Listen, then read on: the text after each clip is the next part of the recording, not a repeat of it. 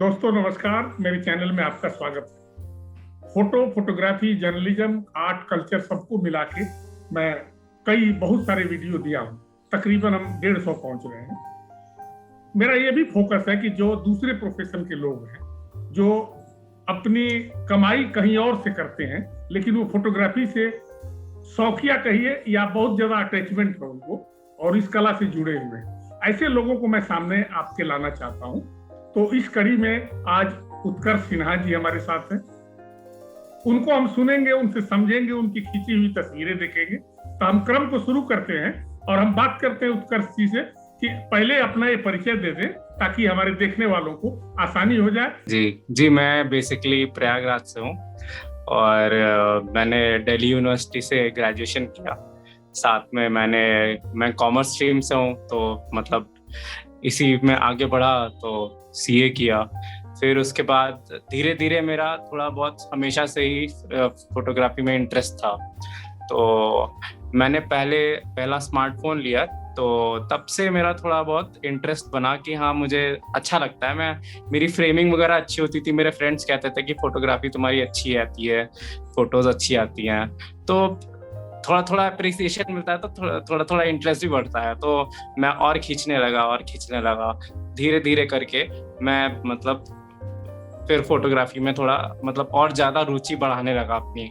Saving की, मैं ये क्रॉप सेंसर मैंने कैमरा खरीदा, तो उससे मैं थोड़ा बहुत करके फोटोग्राफी मैंने स्टार्ट की। बहुत बढ़िया। ये मेरी जर्नी थी। तो आपके फोटोग्राफ, आपके जो विषय होते हैं फोटोग्राफी के, ज्यादातर आपको अट्रैक्ट क्या करता है सब्जेक्ट वाइज? मैं सब कुछ करता हूँ, डाइवर्स है मेरा। मैं कभी लैंडस्केप, मेरा जो मूड करता है, जैसे मैं कभी खाली बैठा हूँ, मेरा मन किया या मैं बोरियत होने लगी मुझे, तो मैं कैमरा लेता हूँ, मैं बाहर निकल जाता हूँ। मैं मतलब आर्किटेक्चर शूट करता हूँ। कभी मुझे ऐसे ही बाहर चला गया, सड़क चला गया, स्ट्रीट फोटोग्राफी में मैं ऐसे कैंडिडेट्स, पोर्ट्रेट्स क्लिक कर लेता हूँ। राह चलते लोगों से बात करता हूँ, उनसे उनके बारे में पूछता हूँ, उनकी फोटो खींचता हूँ। ये मुझे करने में बड़ा अच्छा लगता है। मोबाइल आजकल इतना एडवांस हो गया है कि मतलब इजीली कैरी आप कर सकते हैं, उसको कहीं पे भी कैरी कर सकते हैं। तो मोबाइल से क्या रखता है, फ्लेक्सिबिलिटी रहती है। आपने बस पॉकेट में रखा, निकाला, क्लिक किया और कहीं भी शेयर कर दिया। तो मोबाइल आपको मतलब थोड़ी मोबिलिटी देता है, फ्लेक्सिबिलिटी देता है कि आप कहीं पे भी कोई भी फोटो खींच के किसी भी तरह की। और अब तो इतने बढ़िया बढ़िया कैमरेज आ गए मोबाइल में। बस सेंसर की बात अलग है कि मतलब थोड़ा अगर आपको कोई फोटो बहुत बड़े फ्रेम में करनी है, तब आप भले ही डीएसएलआर यूज करें, बट मतलब अगर आपको नॉर्मल फोटो क्लिक करनी है, एक फ्रेमिंग करनी है, तो उसके लिए तो मोबाइल बेस्ट है। लेकिन अब तो जो कैमरे हैं उस सब में वाईफाई लगा, सब में जी तकरीबन अब सब जी में वाईफाई दे दिया, तो वो जी सुविधा जी तो हो गई कि आप उसको शेयर कर ले। तो फिर भी मोबाइल लेकिन आप कभी भी कहीं पे भी निकालें तो लोगों का अटेंशन ग्रैब करता है, क्योंकि थोड़ा बड़ा होता है।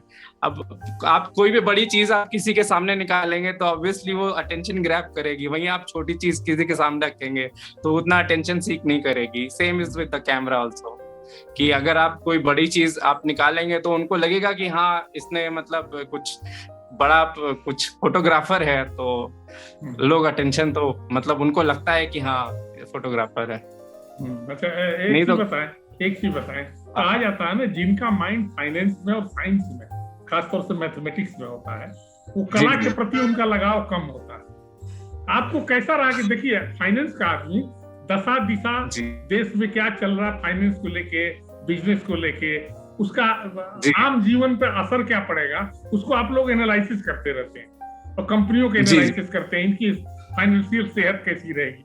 लेकिन जहां तक शारीरिक सेहत और मनोभावनाएं लोगों की हैं और लोगों के जो खास तौर से खुशी और तकलीफ और इसका जो संगम आप देखते हैं, तो इस दोनों में के अंतर को कैसे आप मैनेज कैसे करते हैं? आप अपने यानी कि अपनी सोच को मैनेज कैसे करते हैं? दो अलग तरह की सोच है। जी देखिए, पास एक हॉबी होनी जो बहुत जरूरी है। मतलब काम करते करते दिमाग थक जाता है, उसको कोई क्रिएटिविटी की जरूरत होती है। और जहां अगर आपके पास कुछ क्रिएटिविटी आती है ना, तो फिर सारी चीजें साइड जाती हैं। वो एक तरह से आपके दिमाग को रिप्लेनिश कर देता है। उमंग सी आ जाती है कि हाँ कुछ करने को है, कुछ अलग करने को है। नहीं तो वही बोरियत सी, वही लाइफ, वही जॉब, तो कुछ नया नहीं रहता ना उसमें। देखिए, इसको इसको एक्चुअली एक लाइन में बताने की जरूरत है। एक पेंटर है बहुत बड़े, इंटरनेशनली जी रिनाउंड पेंटर है। उनका मैं ऐसे ही इंटरव्यू आपकी तरह, तो मैं जूम पे नहीं कर रहा था, उनके घर गया था। तो मैंने कहा कि आप पेंटर हैं, बहुत रिनाउंड हैं, आपकी पेंटिंग की कीमत बहुत ज्यादा है। उनका नाम है जी संजय जी भट्टाचार्य। आप संजय भट्टाचार्य जी। को गूगल पर देखेंगे तो आपको पता चलेगा, ले लो। उनका ये कहना था हम्म कि हमारी पेंटिंग देख के लोग कहते सोचते हैं कि बड़ा हम्म। पीसफुल होगा, इसमें कोई पॉलिटिक्स नहीं होगी, कोई टेंशन नहीं, हाँ आराम से क्रिएट किया। लेकिन बोला जी सच्चाई जी। अलग है, बहुत पॉलिटिक्स हाँ है पेंटिंग में भी, बहुत पॉलिटिक्स है। सब्जेक्ट को लेके पॉलिटिक्स है, मार्केट को लेके हाँ पॉलिटिक्स है, किससे बात करूं, किस गैलरी से बात नहीं करूं, ये कलर को क्या ये बिल्कुल। लगाऊं, फिर उसको मिटा देता आदमी, कहता है नहीं ये हाँ भद्दा लग रहा है, ये इमेज को छोटी कर दूं, बड़ी कर दूं, तमाम पॉलिटिक्स होती हाँ है। लेकिन जब ज्यादा पॉलिटिक्स में उलझ जाता हूँ, कैमरा उठा के चल पड़ता हूँ स्ट्रीट, और जब मैं शूट कर रहा होता हूँ उस वक्त मैं बिल्कुल हाँ पॉलिटिक्स से बाहर रहता हूँ। पीस ऑफ माइंड मेरा बढ़ जाता है, और मैं बिल्कुल जी। मेरा और कनेक्शन मेरे विषय के साथ हो जाता है। एक लाइन में आप क्या कहेंगे इसे, कैमरा या फोटोग्राफी क्या करती है? ये बाकी सब उलझनों से मुक्त कर देता है,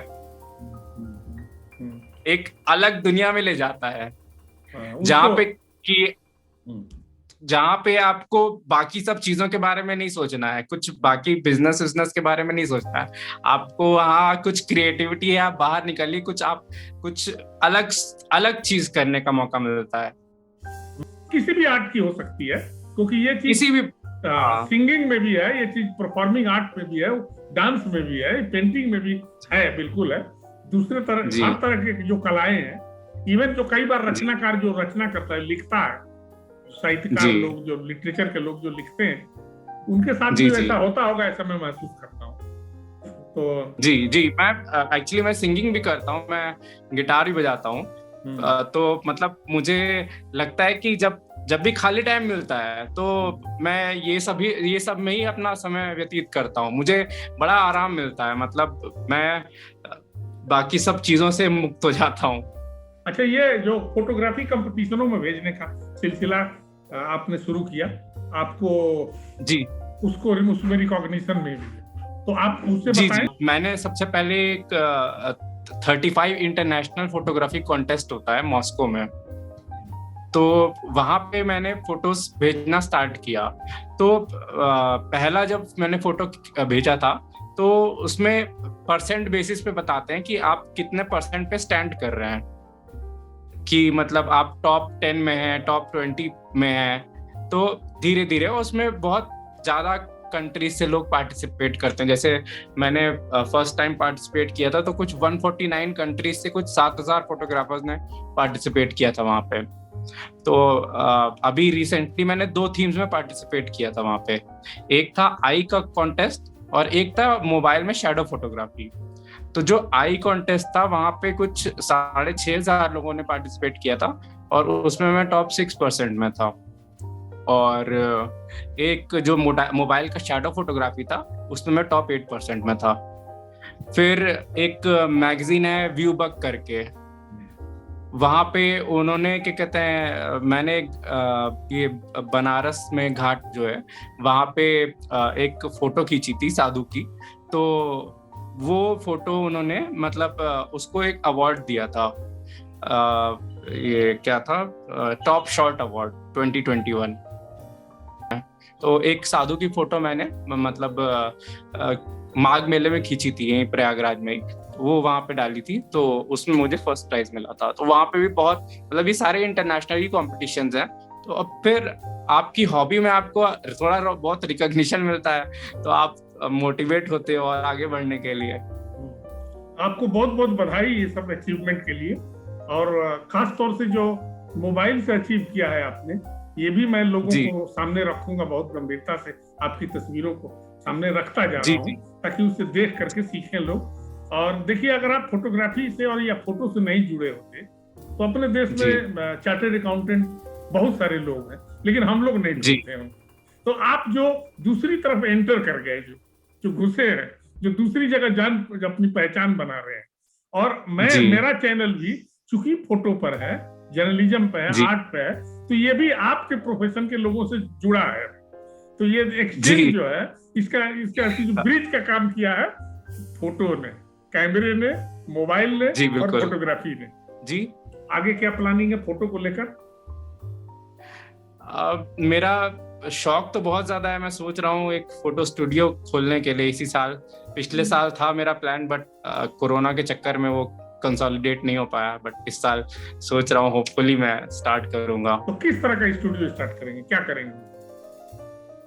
फ्री मतलब वेडिंग फोटोग्राफी भी करना चाहता हूँ मैं। कैंडिड्स वगैरह में मेरा बहुत इंटरेस्ट है। और मैं क्या कहते हैं, फ्रीलांसर, एज अ फ्रीलांसर भी फोटोग्राफर काम करना चाहता हूँ, जहाँ कभी भी मुझे अपॉर्चुनिटी मिले। जैसे अभी रिसेंटली एक फरीदाबाद में एक प्रोडक्शन कंपनी है, उन्होंने मुझे अभी 2 महीने पहले ही बुलाया था, बट फिर कोरोना के चक्कर में मैं जा नहीं पाया। तो वहाँ पे अपैरल्स फोटोशूट था, वो मुझे बुला रहे थे करने के लिए। और एक जयपुर में भी था, वो ज्वेलरी फोटोशूट करनी थी, तो वहां से भी ऑफर आया था। बट वही कोरोना के चक्कर में अभी तो सब कुछ बंद है। बट जैसे ही लॉकडाउन खुलता है तो होपफुल कि मतलब मैं इसमें आगे परस्यू करूंगा। तो दोस्तों, ये आपने देखा, बहुत अनेकों तस्वीरें उत्कर्ष की खींची हुई, आप उनकी बातें भी सुने।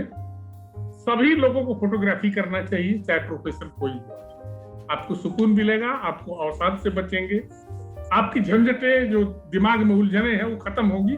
तो आप मेरे चैनल से बने रहें, और अगले किसी युवा के साथ आपका फिर मुलाकात कराऊंगा। धन्यवाद, नमस्कार।